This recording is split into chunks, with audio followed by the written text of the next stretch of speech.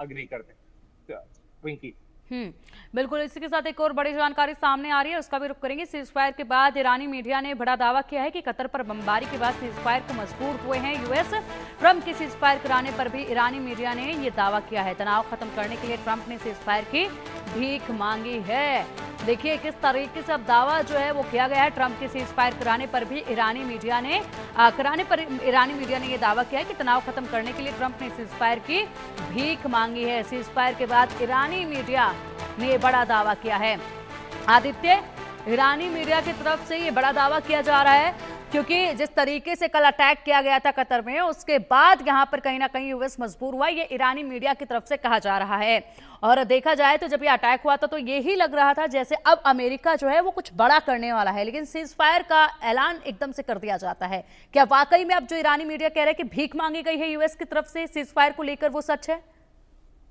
देखिए एक Iranian version है और ईरान की जो मीडिया है वो इसी तरह से अपना ईरान की जो सरकार है, ईरान की जो इस्टेब्लिशमेंट है उन्हीं का पक्ष लेते हुए इस तरह की न्यूज दिखाएगी। हालांकि सब जानते हैं कि जो ईरान के हमले रहे हैं वो बिल्कुल नाकाम रहे हैं। उसमें कोई भी नुकसान किसी भी यूएस एयरबेस को, ना बहरीन में, ना कुवैत में, ना जो है कतर में कहीं नुकसान नहीं हुआ है। तो कहीं ना कहीं जो ऑब्जेक्टिव थे अमेरिका और इसराइल के कि ईरान की न्यूक्लियर इंस्टॉलेशंस को डिस्ट्रॉय करना था, वो अब हो चुका है। तो तभी अब डोनाल्ड ट्रंप ने भी किस तरीके से सीज फायर का ऐलान कर दिया है। और अब आने वाले समय में ईरान और इसराइल भी चाहे थोड़ी देर में करें, पहले ईरान कर दे या इसराइल कर दे, या पहले इसराइल कर दे फिर ईरान कर दे, कहीं ना कहीं अब सीज फायर होने की बहुत संभावनाएं हैं। पिंकी।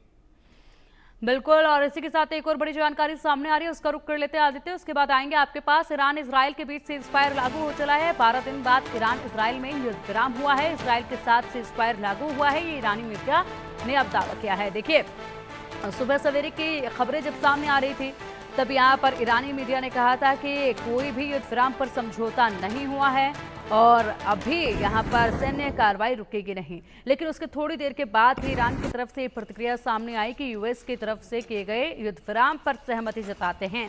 अब ईरानी मीडिया का कहना है कि सीज फायर दोनों कंट्रीज के बीच में लागू हो चला है।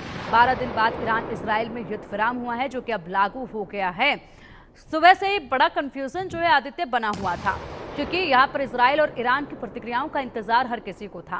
डोनाल्ड ट्रंप ने भले ही ऐलान कर दिया था, लेकिन इजराइल की प्रतिक्रिया क्या रहती है, ईरान पर क्या कुछ प्रतिक्रियाएं रहती हैं, ये देखना था, जो कि अब सामने भी आया। लेकिन इजराइल की तरफ से इतनी प्रतिक्रियाएं अब भी सामने नहीं आई हैं, जो ईरान लगातार खुलकर बयानबाजी कर रहा है। जी बिल्कुल। अगर इसराइल का से अभी क्या है कि अभी एकदम से अटैक हुआ है ईरान का इसराइल पर, तो कहीं ना कहीं वो वहां पर बिजी हैं, इवैक्यूएशन करा रहे हैं और देख रहे हैं कि ग्राउंड पे कितना डिस्ट्रॉय हुआ है इसराइल में। तो कहीं ना कहीं इसी वजह से अभी वो पूरा रिप्लाई नहीं कर रहे। हालांकि आईडीएफ ऐसा मान सकते हैं कि कुछ टाइम बाद डिक्लेयर करें, क्योंकि एक बार जब अमेरिका ने सीज फायर का ऐलान कर दिया तो कहीं ना कहीं इसराइल भी कुछ टाइम समय लेगा, उसके बाद उस चीज को, शर्तों को मानेगा। ईरान भी दूसरी जगह जितने ईरान को हमले करने थे वो भी ईरान भी हमले अब कर चुका है। तो कहीं ना कहीं दोनों ही देश अब हम ऐसा मान सकते हैं कि कुछ ही देर में जो है सीज फायर पर अपनी अपनी जो है अपना थंब लगा दें।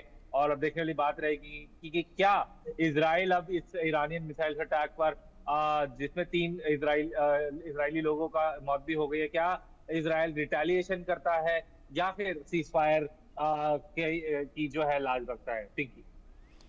बिल्कुल। और इसी के साथ यहाँ पर लगातार अब बड़ी प्रतिक्रियाएं सामने आ रही है और आखिरकार आज जो हमलों का सिलसिला है वो रुक गया है क्योंकि डोनाल्ड ट्रंप की तरफ से भी कह दिया गया है कि अब सीज फायर का उल्लंघन ना किया जाए और इसलिए अब कहीं ना कहीं अशांति जो है वो बनती नजर आएगी। लेकिन इसके पीछे बड़ी वजह है और इसी के साथ साथ क्या कंडीशंस जो है वो रखी गई जिसके चलते सीज फायर हुआ है। परमाणु को लेकर अभी भी जो है कहीं ना कहीं डाउट है और इसी को लेकर सवाल जो है वो सभी के जहन में इस वक्त हैं।